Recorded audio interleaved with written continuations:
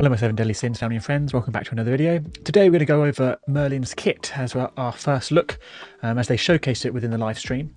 And I'll go through my thought process of how well she could be and if she's really worth pulling, even though I'm sure a lot of you will pull it regardless. So without further ado, let's get into it. I'm not sure if I can do rid of that. There we go, make sure that's, yeah, max, here we go. I have turned the volume down because obviously they're talking a lot. So as you saw there, I will go back a little bit. Her dash is kind of like a little teleport. Nice little effect, but it's just a dash, you know. It's probably the first one out of all that we had that is actually different from just a normal dash. So that's pretty cool. As we can see here, landing normal attacks on the same enemy. A set number of time inflicts frost mark.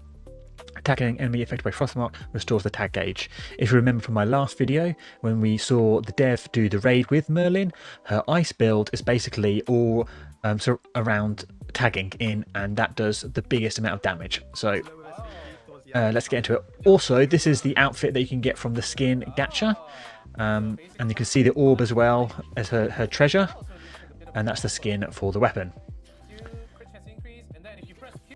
So we just saw the special skill. It was kind of like a little burst around her. So inflicts, cold intellect inflicts damage to the enemy and enhances her normal attacks. So similar to Clotho, she not only is revolved around tagging, but also basically her main normal attack, which is basically this Kamehameha Ice Beam. So it inflicts damage over the time while the stances remained, and it can freeze.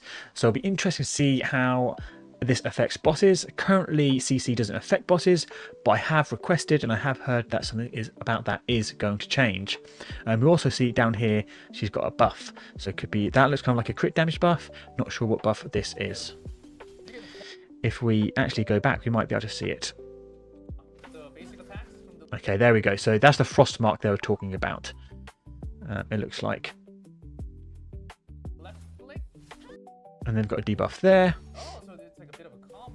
So when you Q, there's a crit chance buff. That's very interesting. So she self buffs crit chance, her engrave buffs crit damage and tag crit damage. This is really cool to see.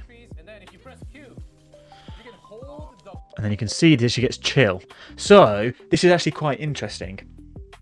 I believe this is chill at least, because when you burst with an ice, that they get the chill, and at that max attack they freeze. So if this is the same, she could be fantastic with Rapier Jericho in a sense of like DPS sub DPS with them all together.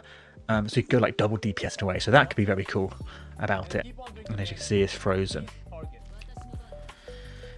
So it just did a massive area that looks like it's doing damage.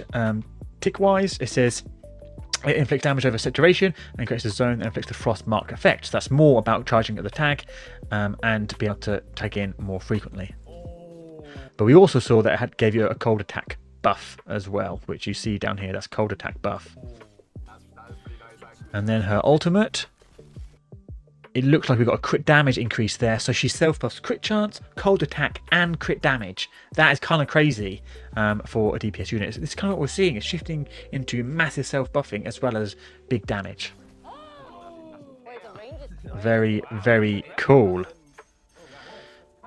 So let's see if we can see that ultimate again, because that was quite cool. You get the crit chance buff, and then the big ultimate for big damage, and then get a cold attack increase, and then hold down the attack to do a lot of damage and freeze. And then as you saw, even so you saw the little bits of damage she was doing, maybe like 400-500, but then because she's revolved around tag, when Manny tagged in, she did that big 10k. Obviously in the raid we saw it was a lot larger. It's turning to use the E skill, and the E skill can be used multiple times. It says you can use twice within a set period of time, allows the use of an enhanced skill. So that's 3 in a row. So you use E, and then the third one is an enhanced one, which does even more damage and reduces your normal skill cooldown. So you can use this even faster. So that's kind of cool to see. So there we go, you can use it, and then again, and then the enhanced one, multi-hit, big damage, and the cooldown is really highly reduced. And then with the Q, creates a zone that deals damage to enemies. When enemies take damage within the zone, the cooldown of normal skill is reduced, and then something else. And it looks like it has a stun, and then some sort of other debuff. Maybe it looks like lightning defense or lightning resist down, but that is actually really cool, because basically you're going to be spamming the E a lot, and then you use Q, it's going to reset the E, and you can repeat that over and over and over. And then if it's on smaller mobs, it will stun and reduce the electrical resistance. And then the ultimate we see. Whoa, so it's, whoa, a bit laggy there. So it kind of looks like it has a bit of a charge up and then does massive, massive AoE nuking damage. So if we switch over, maybe I can do it like this. Here it is. It says it deals heavy lightning damage to enemies, and that's it. It just does a lot of damage basically. But when we have the combined attack, the overload effect triggers increasing lightning damage. While this effect is active, using normal skill judgment inflicts a vulnerable effect. Interesting. I wonder what vulnerable effect actually means. Maybe it means that they take increased damage. Oh, let's see if we can do like... So look, combo alt, all elemental attack increase. Oh, I did not mean to do that. I apologise. And there were more from here. So let's slow it down and we see what other buffs. So now they're going to do the combined ultimate. Okay, here's the combined ultimate. Big damage with Escanor. So all elemental attack increase. Overload, which is increasing lightning damage. So you've got lots of elemental attack, lots of lightning damage. Really, really cool. Let's put the playback speed back to 1. And then you can use all your skills. Yeah, as Beats just stated, it is a 2 cost. And then Escort is also a 2 cost. So if you are going to pair them up together, I'm not sure why you would with 2 DPS that are different elements. But if you want to, you can. I'm sure she'll have other combos, combo ultimates. It seems that both Ice and Lightning have combat ultimates, which is very, very interesting. I don't think we have had a unit where multiple of their weapons, be it being DPS, have combo ultimates. Let me think what I think. I actually do think, I think Manny has her staff that has combo ultimate, and then her longsword does as well. So maybe I'm wrong. And just, boom. Really, really, really cool. It seems you can just basically do tons and tons of damage and spam your skills, which is really, really nice. And look, you can even use your E again. It's like the cooldown is insane. I just noticed as well, if we go back a second, right at the end, it looks like we've got the 2 charges. So you use the 2 charges and then you can get a reset. So here we are with fire. Special attack, illusory heat, summons a decoy for saturation that taunts enemies and reduces the fire burst resistance. Remember, her fire kit is a bursting kit. But for it to taunt is also quite nice, especially on those bosses that really like are going crazy. So for example, when the grey demon in the sector, that was kind of nuts. Having a taunt could be quite good. Obviously it isn't weak to fire, but by the by. So this is one of the engravings that we can get. I think we saw the other engraving, but obviously this engraving isn't actually for the fire. It's just they're just using the skin. As I was talking, let's wait back. So they've got the fire burst down. This is the basic attack, which is kind of cool with the meteor strikes and whatnot. Then they use the E. This is basically how you can get the burst up. So summons an orb. It looks like you can do multiple. It hits them for a saturation. It actually follows them and kind of like homes onto them. And each time an enemy takes damage, their fire resistance decreases and their fire burst gauge is filled. You can use it twice. So if they've got fire resistance, you're going to be able to really ramp up your fire damage, which is quite good. Look, so as you can see, it really follows them. And if you just noticed, I will move it back a little bit. Watch as the enemy gets burst, right? It's very close. You know it takes 3 magic charge to use the ultimate. Just wait 1 second. Boom. Look, now you can use Q and E to do an ultimate without using your magic charge. That is really, really cool. So get magic charge, fire burst, and then you can ultimate. So this is the ultimate, massive meteor. So inflicts heavy damage when attacking an enemy with an active fire burst. Fire weakness damage is increased for the duration of the target's fire burst. So if you use the ultimate whilst there's fire burst, basically they're going to take a lot more fire damage. Oh, who's this going to be good with? Of course, it's going to be Escanor. So this is really, really nice. Also, I'm not sure where it's come from, but she's just got an HP increase. So that's going to be really good for Escanor as well, because his damage is based off an HP increase.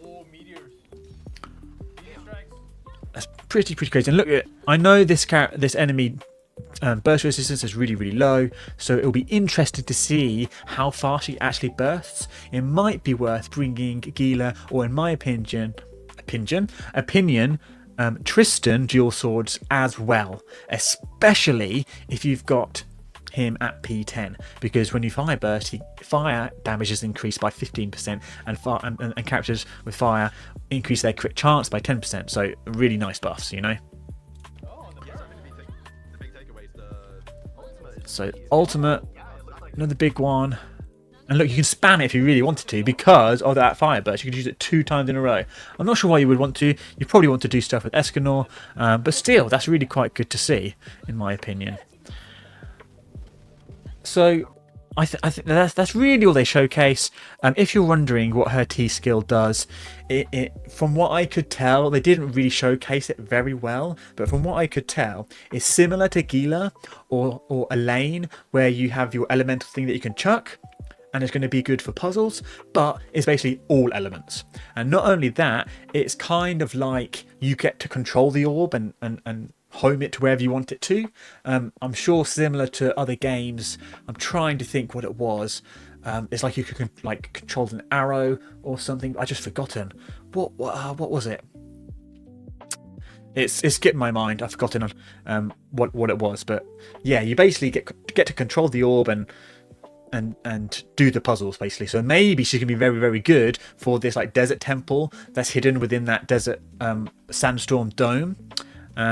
But I'm sure we'll be able to do it without her, otherwise it'll be kind of crazy, right? But that's really her kit. I think it's very, very interesting. She's going to be fantastic unit to pick up because of the amount of different uses she can do. You've got basically 2 DPS roles because it's multi-element, and a supporting role as well for your Escanor. So she's useful for 3 full elements. Like there's nothing bad about her kit that's like, oh, I'm not really going to use it, you know. And with her being a Sin, it's even better, you know. A lot of people I know aren't so sure about OCs, and I can understand that. This is Merlin, going to be really, really good.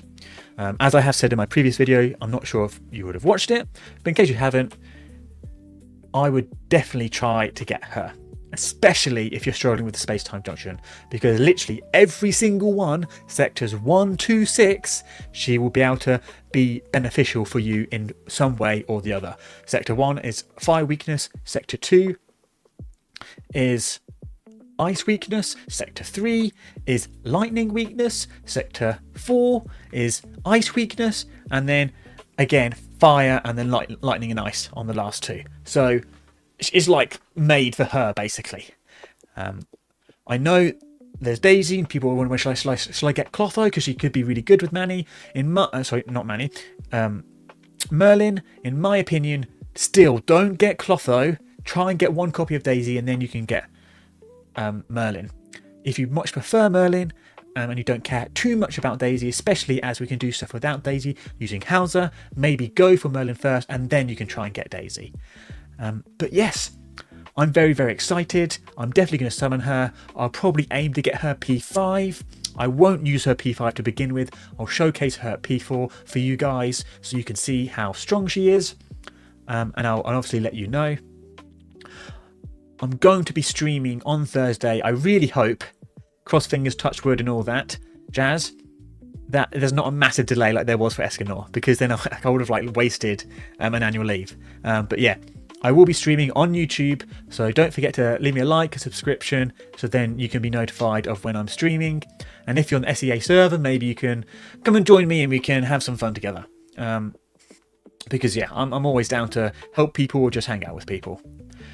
So yeah, that's it for this video.